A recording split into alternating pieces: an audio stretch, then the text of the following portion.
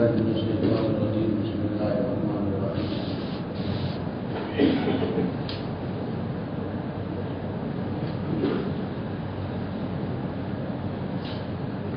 يا أيها الذين آمنوا قوا أنفسكم وأهليكم نارا إلى آخر الآية. رب اشرح لي صدري ويسر لي أمري واحلل عقدة من لساني يفقهوا قولي. صدق الله العظيم.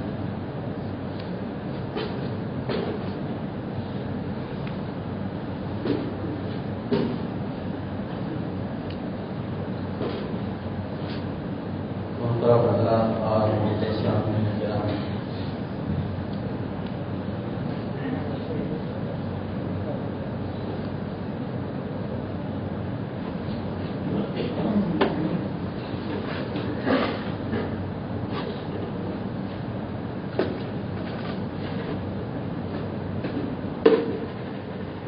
اللہ تبارک تعالیٰ کی دی ہوئی نعمتوں میں سے ایک نعمت اولاد کی نعمت ہے،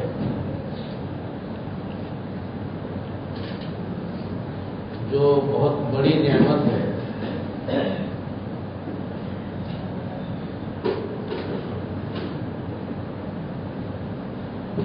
لیکن اس اولاد کی نعمت کہ جس طرح قدر کرنی چاہیے اس طریقے پر قدر ہم سے نہیں ہو پا رہی ہے۔ باہر کچھ حضرات سنتوں کی نیت باندھ رہے ہیں، بیٹھ جائیں، آخر میں سنت پڑھنے کا موقع دیا جائے گا۔ تھوڑی دیر دن کی باتیں ہوتی ہیں، اس کے بعد سنت پڑھنے کا موقع آخر میں دیا جائے گا۔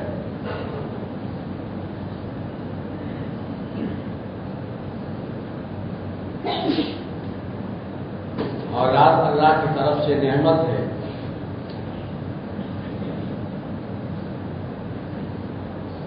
اس نعمت کی قدردانی یہ نہیں ہے اس کو کھلا پلا کر بڑا کر دیا جائے،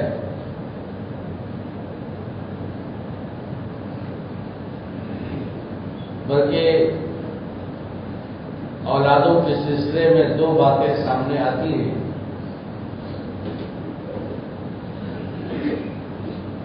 ایک لفظ آتا ہے پرورش کا اور ایک لفظ آتا ہے تربیت کا۔ دونوں کے معنی الگ الگ ہیں اور دونوں کا مفہوم بھی الگ ہے۔ اس میں سے ایک پر تو ہمارا عمل محترم بہت زیادہ ہے، جسے ہم پرورش کہتے ہیں۔ پرورش کے نام پر اگر دیکھا جائے تو آدمی اپنے بچے کی پرورش میں کسی قسم کی کوئی کمی نہیں کرتا ہے۔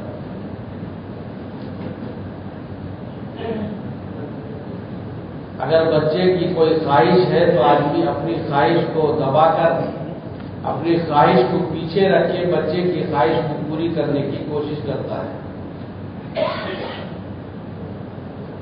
اگر بچہ بیمار ہو جائے تو رات بھر باپ ماں کو نیند نہیں آتی ہے، اور اگر بچے کی کوئی تکلیف سامنے آ جائے تو آدمی اس تکلیف کو برداشت نہیں کر سکتا ہے، پوری انتھک کوشش کرتا ہے کہ کیسے اس پریشانی کو اپنے بچے کے اوپر سے میں دور کروں۔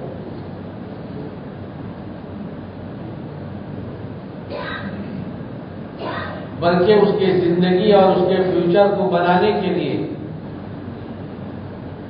آدمی بعض وقت ناجائز اور حرام کاموں کی طرف بھی قدم اٹھا لیتا ہے۔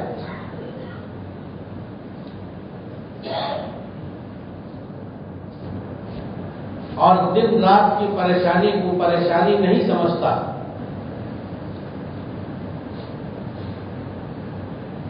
صرف اس لیے کہ اس کے سامنے جو اس کے اولاد ہیں ان کی پرورش اور ان کی زندگی کے فکر میں یہ سارا کام وہ کرتا جا رہا ہے۔ قدرتی طور پر اللہ نے ماں باپ کے دلوں میں کچھ محبت ایسی ڈالتے ہیں جس سے بچے کی پریشانی کو ماں باپ دیکھ نہیں سکتے. تو خلاصہ یہ ہے کہ بچے کی پرورش پہ عام طور پر کوئی باپ ماں اپنے حیثیت سے زیادہ قربانی دے کر پرورش کرتے ہیں، کوئی کمی آنے نہیں دیتے. لیکن محترم، جہاں تک تربیت کا تعلق ہے، اس تربیت کے تعلق سے ہم بہت کمی ہے اپنے بچوں کے ساتھ میں معاملات کے اندر. بچپن کے زمانے میں اگر آدمی بچہ اگر کوئی غلط کام کرتا ہے تو یہ سوچ کر نظر انداز کر دیا جاتا ہے کہ بچہ ہے. اگر منہ سے کوئی غلط لفظ نکال لیتا ہے تو ماں باپ ہنس کر ٹال دیتے ہیں کہ ابھی بچہ ہے. حالانکہ محترم، تربیت کا زمانہ بچپن سے ہی شروع ہوتا ہے. ہمارے اکابرین اور بزرگان دین اور بڑے بڑے اولیاء، حضرت امام غزالی، خواجہ قطب الدین بختیاری اور بڑے بڑے علماء اور مشائخ کا جو آج نام ہمارے سامنے میں آتا ہے اور کتابوں میں ان اولیاء کرام کے نام بھرے ہوئے ہیں، ان کے پیچھے اگر ان کی تاریخ کا مطالعہ کیا جائے گا، ان کے پیچھے ان کی پرورش کا دخل ہے، ان کے والدین کا، ان کی والدہ کا، ان کے باپ کا، ان کی ماں کا، ان کے پیچھے قربانی. ایسے ہی وہ اپنے زمانے کے بڑے کتب و ابدال نہیں بن گئے محترم. جب گھر میں بچے کو کوئی چیز لا کر والد دیتے تھے اور ماں اس سامان کو لے کر بچے کے ہاتھ پہ دیتی تھی تو بچے سے یہ پوچھتی تھی، بیٹا اس نے کون دیا تم کو؟ بیٹا کہتا کہ ابو لے کر آئے ہیں. ماں کہتی نہیں، ابو نہ کہو بیٹا، یہ کہو کہ اللہ نے بھیجا ہے میرے پاس. جب نیا کپڑا گھر میں بچے کو پہناتی تھی تو ماں یہ پوچھا کرتی تھی، بیٹا یہ نیا کپڑا تم کو کون لا کر دیا ہے؟ بچے تو بچے ہوتے، کہتے امی دی ہے یا ابو دیے ہیں. کہتے نہیں بیٹا، یہ کہو تم کو تمہارے پاس اللہ نے بھیجا. ذریعہ ہم بنے ہیں، مجھے دیے اللہ نے، میں لا کر تم کو دی ہوں، لیکن دینے والا اوپر والا ہے، مالک ہے. وہ معصوم سا بچہ مالک اور خدا کو کیا جانے. لیکن وہ جب بار بار ماں کی زبان سے، باپ کی زبان سے یہ الفاظ کو سنے گا تو اس کے دل کے اندر یہ بات بیٹھے گی کہ نہیں، کوئی ہے ذات دنیا کے اندر جو ساری چیزوں کا مالک اور خالق نظر آتا ہے. جب بچے کے منہ سے کوئی گالی نکل جائے، کوئی ایسا لفظ نکل جائے جو واقعتاً غلط ہے تو بچہ سمجھ کر نظر انداز نہیں کرنا چاہیے. محترم، ماں کی کان میں اگر یہ بات پڑے تو ماں اس بچے کو بلا کر کہے، بیٹا آئندہ تم میرے قریب نہ ہو، تمہارے منہ سے ایسے الفاظ نکلے ہیں جس سے تمہارے منہ کے اندر بدبو آ رہی ہے. اگر ماں 2-3 مرتبہ اس طرح سے ٹوکے گی تو آپ بھی بتائیے کہ وہ بچہ اس الفاظ کے کہنے سے رکے گا یا نہیں رکے گا؟ وہ تو ماں باپ کو دیکھتا ہے کہ مجھے کیا کرنا ہے، میرے رہبر، میرے گارڈین مجھے کس طرف لے کر جا رہے ہیں. لیکن عام طور پر محترم اس طرف توجہ نہیں ہوتی ہے. یہ سب باتیں ماں کے گود کے گھر میں رہنے کے زمانے کے ہیں. جتنا دیر بچہ اسکول گیا، اسکول میں آج کل محترم آپ جانتے ہیں ایسی تعلیم اور ایسی تربیت اور ایسا نظام لایا جا رہا ہے جس سے خاص کر محترم ہماری یہ نسل جو آنے والی ہے، نسلوں کے ذہنوں کو خراب کر دیا جانے کے. تو اس ماحول کے اندر بھیجنا، بچوں کو تعلیم کا دلانا ضروری ہے. اگر نہ دلایا جائے تو ہمارے بچوں کے فیوچر خراب ہو جائے. تو مجبوراً ہم ان بچوں کو بھیج رہے ہیں، تعلیم دلا رہے ہیں. تو جتنے دیر ان ماحول میں بچہ ہمارا رہتا ہے، جو کچھ سیکھتا ہے سیکھنے دیجیے، لیکن گھر میں آنے کے بعد جتنا دیر ہمارے پاس اس کے بچے کے رہنے کا وقت ہوتا ہے، ہم ان ہر لمحے بچوں کو ٹوک ٹوک کر اس کے ذہن کے اندر اسلام اور اللہ کی وحدانیت اور اللہ کی قدرت، اللہ کی وحدانیت کو اس کے ذہن کے اندر بھرنے کی کوشش کریں. چند گھنٹے بچے ہمارے اسکول کے حوالے ہوتے ہیں، وہ نہ جانے کیا سے کیا سکھا دیتے ہیں، بچوں کے ذہنوں میں کیا کیا چیزیں بھر دیتے ہیں، اور 24 گھنٹہ بچہ ہمارے پاس رہتا ہے، ہم اس کے ذہن میں اس بات کو بیٹھا نہیں سکتے کہ اللہ ہے سب کچھ دینے والا، اللہ ہے تم کو مارنے والا اور تم کو گرانے والا، اور سب چیزوں کا خالق و مالک اللہ ہے، اس بات کو ہم بیٹھا نہیں سکتے۔ وجہ کیا ہے؟ کبھی ہم اپنی زبان سے کہتے نہیں کہ بیٹا یہ چاکلیٹ اللہ نے تم کو دیا ہے، بیٹا یہ آئس کریم جو میں لے کر آیا ہوں اللہ نے دیا ہے، کبھی ہماری زبان سے ہمارے بچے نے ان الفاظ کو سنا نہیں۔ اس لیے محترم، تربیت کے رائٹ سے اگر دیکھا جائے بہت کمی، بہت کوتاہی ہوتی جا رہی ہے، گویا ہم بچوں کے ساتھ ناانصافی کر رہے ہیں۔ اس لیے جس طرح پرورش کے رائٹ سے ہمارا دل ذرے ذرے سے معاملہ چھوٹے چھوٹی سی بیماری میں تڑپ جاتا ہے ماں باپ کا دل، ویسے ہی محترم تربیت کے رائٹ سے بھی ہماری فکر بچپن ہی کے زمانے سے ہونی چاہیے، تاکہ جو ماحول اور جو معاشرہ اور جو چیزیں ایسی آ رہی ہیں جو ہمارے بچوں کے ذہن و دماغ کو خراب کریں، ہمارے بچے اور بچوں کے دل و دماغ سے حیا اور شرم کو نکالیں، تو محترم ہم ایسی چیزیں داخل کریں کہ ہماری بچیوں کی نسل میں ایمان باقی رہے، ہمارے بچوں کے نسل میں ایمان باقی رہے۔ اگر ہم نے ابھی سے تربیت کی کوشش نہیں کی، فکر نہیں کی، تو محترم آنے والا وقت ہمارے بچوں کے لیے بہت ہی مشکل بن جائے۔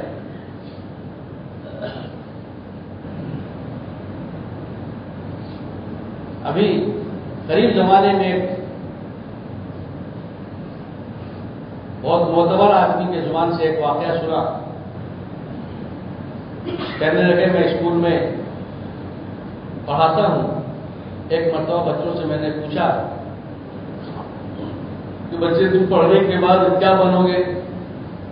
تو سب نے اپنے اپنے اعتبار سے اپنے ذہن میں، ان کے والد صاحب ڈاکٹر تھے تو کسی نے کہا میں ڈاکٹر بنوں گا، کوئی کہا میں انجینئر بنوں گا، کوئی کہا میں پروفیسر بنوں گا۔ تو ایک بچے نے کہا کہ میں صحابی بنوں گا، چھوٹا سا بچہ تھا۔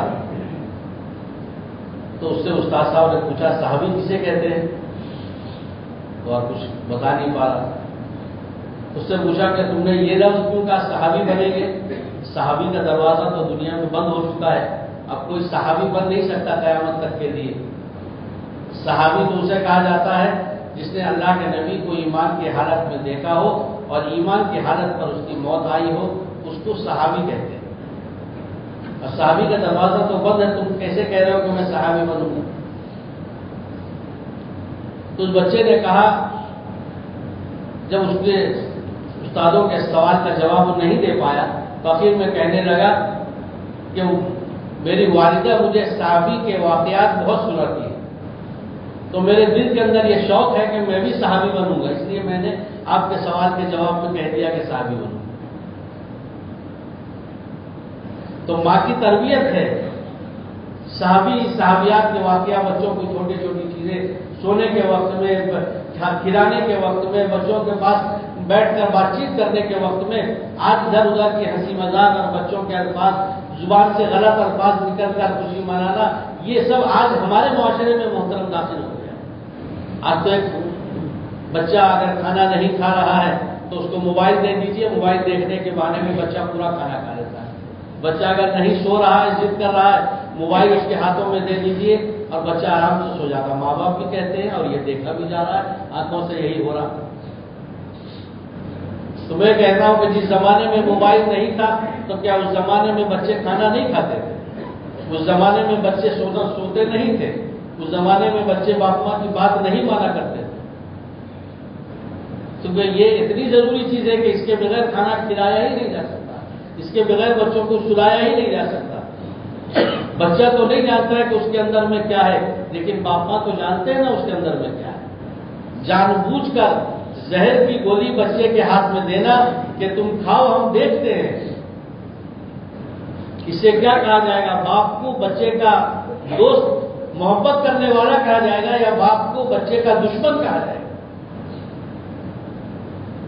بچہ ایک غلط لفظ منہ سے بول رہا ہے، باپ ہنس کر چھوڑ دے رہا ہے، اس سے کیا کہا جائے؟ باپ کو دوست کہا جائے گا یا دشمن کہا جائے گا؟ اگر بچہ ایک زہر کی گولی اٹھا کر کھا لے، کوئی گندی چیز اٹھا کر کھا لے، تو باپ ماں دوڑ کر جا کر ہاتھ پر لپک لیتے ہیں اور اس کے ہاتھوں سے چھڑا لیتے ہیں. لیکن محترم دوسرے طریقے سے ایسے انداز سے ہم اپنے بچوں کے تربیت، اپنے بچوں کے ذہن و دماغ کو خراب کر رہے ہیں جس کا خود ہم کو بھی احساس ہے. اس لیے محترم یہ بچے ہماری بیج ہیں، ان کو اسی طرح ڈال کر چھوڑ دینے سے کامیاب نہیں ہو جائیں گے. جس طرح کسان کھیتوں کے اندر بیج کے ڈالنے کے بعد ہر دن اس کھیت کی چکر لگاتا ہے اور ہر لمحہ اس بیج پر اس کی نظر ہوتی ہے کہ بیج کہیں سڑ تو نہیں رہا ہے، بیج کو پانی کی ضرورت تو نہیں ہے، بیج کے ساتھ کوئی غلط گھاس تو نہیں اگ رہا. اگر غلط گھاس اگتا ہے تو اس کو اکھاڑتا ہے. بیج کو پانی کی ضرورت ہوتی ہے تو پانی دیتا ہے، بیج کو مٹی کی ضرورت ہوتی ہے تو مٹی سے ڈھانپتا ہے. پیدا ہونے تک، درخت تناور ہونے تک، درخت میں پھل آنے تک کسان ہر لمحہ اس بیج کی نگرانی کرتا ہے. تب ایک وقت ایسا آتا ہے کہ اس درخت سے، اس محنت سے اس کو پورا پھل ملتا ہے. یہ ہماری نسل، یہ ہماری بیج ہے. اس کے پیدا کرنے کے بعد جس طریقے سے اس کی پرورش کی ہر لمحہ ہم کو فکر ہوتی ہے، اسی طرح محترم اس کی تربیت کی بھی ہر لمحہ فکر ہونے کی ضرورت ہے. آج بچوں کے، چھوٹے چھوٹے بچوں کے ہم کپڑے بناتے ہیں محترم، پینٹ، شرٹ، کوٹ، پینٹ، جن پینٹ، بنیان، اس طریقے کے لباس چل رہا ہے، ہم لا کر اپنے بچوں کو پہناتے ہیں. ٹھیک ہے، کوئی بات نہیں، اسکول میں بچہ پڑھتا ہے ہمارا، ہم اس کے لیے بنا رہے ہیں.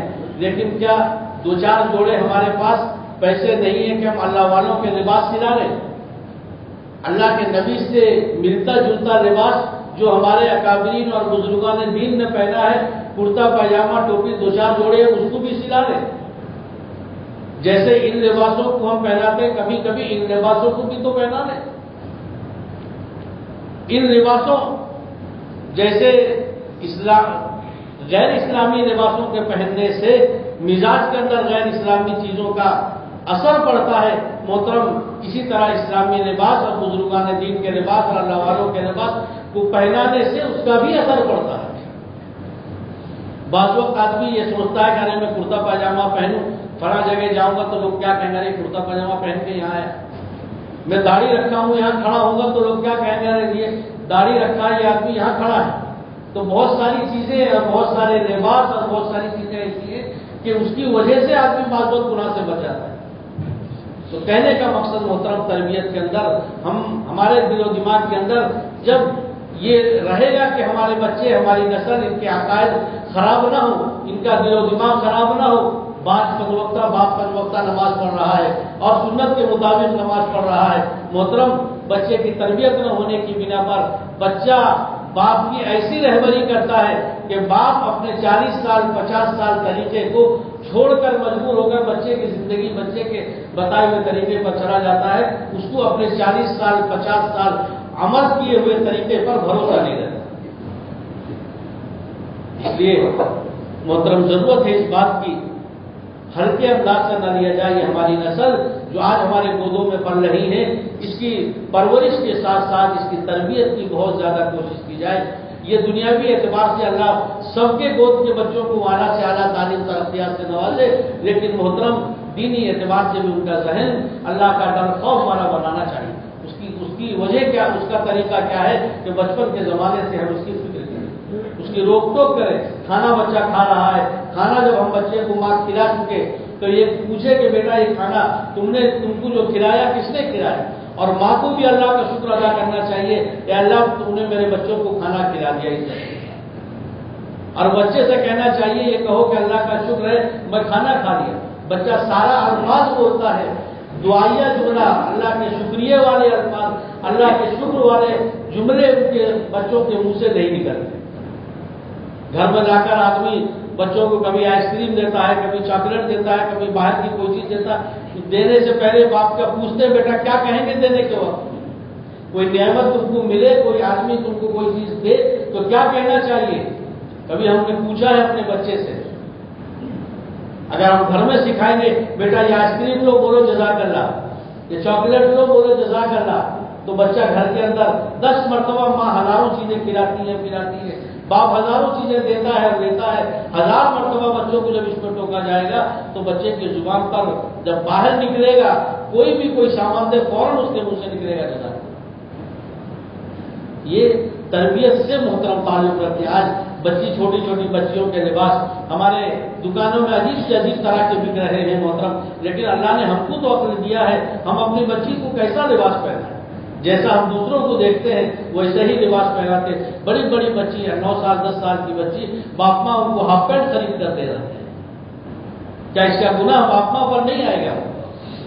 मासूम मासूम बच्ची है, उनको ऐसा फ्रॉक दे रहा, हाथ खुला है, उनका बदन नजर आ रहा है, गरचे वो मासूम है, उनका बदन खुलना कोई गुनाह की बात नहीं है, किसी की नजर पड़ जाए कोई गुनाह की बात नहीं। लेकिन मोहतरम क्या बताइए, बचपन के जमाने से जब बच्चा ये हाथ खोलेगी, बड़े होने के बाद हाथ का खोलना उसको आयत नजर आएगा। उसकी तो आदत पड़ी हुई है बचपन के जमाने से हाथ खुला पहनने की, बड़े होने के बाद उसका हाथ खुला रहने में उसको कोई शर्म नहीं, उसकी शर्म हया खत्म हो गई। इसलिए मोहतरम उम्दा से उम्दा कपड़ा पहनाइए, अच्छे से अच्छे आज कपड़े आ रहे हैं, कोई जरूरत नहीं है गैरों के तरीके पर हम अपने बच्चियों के लिबास ऐसा लाए जिनका पीठ खुला हो, जिनका पैर खुला हो, जिनका हाथ खुला हो, जिसम की बनावट नजर आए, ऐसा लिबास पहनाने की जरूरत नहीं है। अगर गैरों के तरीकों पर जाएंगे तो मोहतरम फिर हमारी नस्ल न जाने कहां से कहां भटक कर चली जाएगी, फिर हमको याद करने वाला और हमको सारे सवाब करने वाला कोई नहीं रहेगा। इसलिए जिस तरीके से मैंने शुरू में कहा कि 2 लफ्ज है, एक परवरिश का लफ्ज है, एक तरबियत का लफ्ज है। परवरिश में तो कोई कमी अल्हम्दुलिल्लाह नहीं हो रही है, लेकिन तरबियत के लाइन से बहुत कमी हो रही है और बचपन ही से तरबियत की फिक्र करने की जरूरत है, बड़े होने के बाद नहीं। बचपन से अगर बाप माँ के दिल में प्यार मोहब्बत बाप माँ अपना नहीं डालेंगे और अपनी कदर मंजिलत बच्चों को नहीं पहचानवाएंगे और नहीं सिखाएंगे तो मोहतरम बड़े होने के बाद वो खुद माँ बाप की कदर क्या करेंगे, माँ बाप को कैसे पहचानेंगे, कैसे जानेंगे ये हमारे बाप हैं, इनकी हमारे ऊपर कुर्बानी है, इनका अल्लाह ने इतना बड़ा मर्तबा रखा है, कैसे जानेंगे। इसलिए जरूरत है कि बचपन के जमाने से मोहतरम इसकी दुरुस्ती की जाए और इन हालात से अपने बच्चों को आगाह किया जाए। अभी चंद दिन पहले एक साहब का वाकया मेरे सामने आया, वो हमारे मदरसे में आकर अचानक सुबह सुबह के वक्त में मोहतरम बैठे, मैं निकल रहा था मदरसा आने के लिए, तो पूछा कैसे आ गया अचानक सुबह सुबह। वो पूरा कहने लगे कि बेटा ने इतना जोर से पेट में लात मारा कि मेरा जान क्या हो गया, मैं गुस्से में निकल कर यहाँ चला। इस जुमले को सुनकर आंखों में आंसू आ गए मेरे। अगर बाप बच्चे के दिल में ये कदर होती कि बाप कितनी परेशानियों से मुझे कहां से कहां पहुंचाया है, तो क्या वो बच्चा कभी बाप को हाथ तक उठाता? उसके दिल में वो बात नहीं है जो हमने कुर्बानी दी है, उस कुर्बानी का असर उसके दिल में हमने नहीं पहुंचाया। इसकी वजह से आज वो बाप को हाथ या पैर उठाने पर भी उसकी झिझक नहीं है। इसलिए मोहतरम अपनी नस्ल से अगर चाहते हैं फायदा हो तो उसको परवरिश के साथ साथ तरबियत की लाइन की जाए। हर लम्हा माँ उस बच्चे के दिल में डाले, बेटा बाप तुम्हारे लिए कितनी कुर्बानी दे रहे हैं, रातों रात तुम्हारे लिए खट खट कर पैसे ला रहे हैं। बाप अपने माँ की मोहब्बत पैदा करे कि माँ तुमको अपनी जान की बाजी लगाकर बेटा पैदा की है, कितनी तुम्हारे कपड़े के धुलने में, तुमको खाने के खिलाने में कितनी मोहब्बत करती है। बाप माँ की मोहब्बत पैदा करे और माँ बाप के गैर मौजूदगी में बच्चों के दिलों में बाप की मोहब्बत पैदा करे, तो इससे बच्चा माँ बाप के मोहब्बत से दिल भरा रहेगा, कभी उसका कदम और हाथ भी नहीं उठेगा कि वो बाप मुंह हाथ तो हाथ पैर मोहतरम जुबान से माँ बाप को सख्त जुमले कहने में उसके मुंह नहीं, लेकिन उसके दिल के अंदर मोहब्बत भरी तो जाए कैसे। इसलिए जरूरत है मोहतरम इन चीजों की तरफ तवज्जो देने की, वरना मोहतरम हमारी नस्ल हमारी हाथ से निकल जाएगी। अल्लाह ताला मुझे भी और आपको भी कहने सुनने से ज्यादा अमल की तौफीक अता फरमाए। तो आखिर का हवाला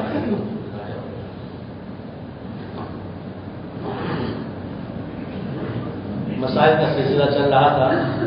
फराइज़े गुस्ल पिछले जुमे को बताए गए थे कि मसनून तरीके पर अगर एक आदमी गुस्ल करे तो उसको गुस्ल का सवाब भी मिलता है।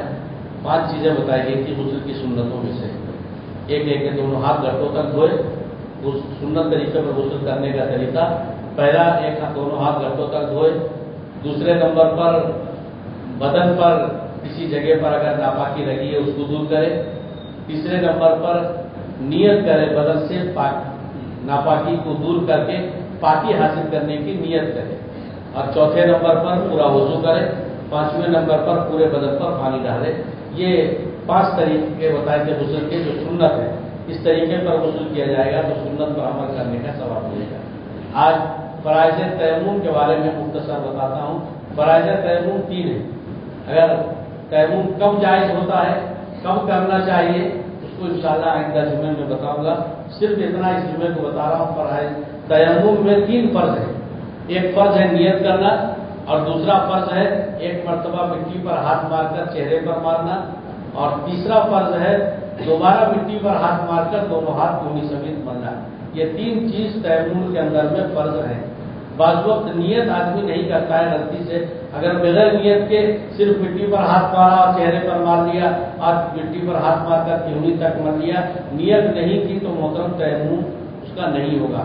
तयम्मुम में नियत करना फर्ज का दर्जा रखता है। तो नियत करें कि मैं अपने बदन को पाक करने के लिए तयम्मुम कर रहा हूँ, या मैं नमाज पढ़ने के लिए तयम्मुम कर रहा हूँ, या मैं कुरान पढ़ने के लिए तयम्मुम कर रहा हूँ। नियत करना तयम्मुम के अंदर में फर्ज है। वज़ू के अंदर में नियत करना वो सुन्नत है। वहां पर अगर आप नियत छोड़ देंगे तो कोई हरज की बात नहीं। पूरा बदन चूंकि आपका भीगा है, पूरा बदन आपका भीग गया है, गुस्ल हो जाएगा।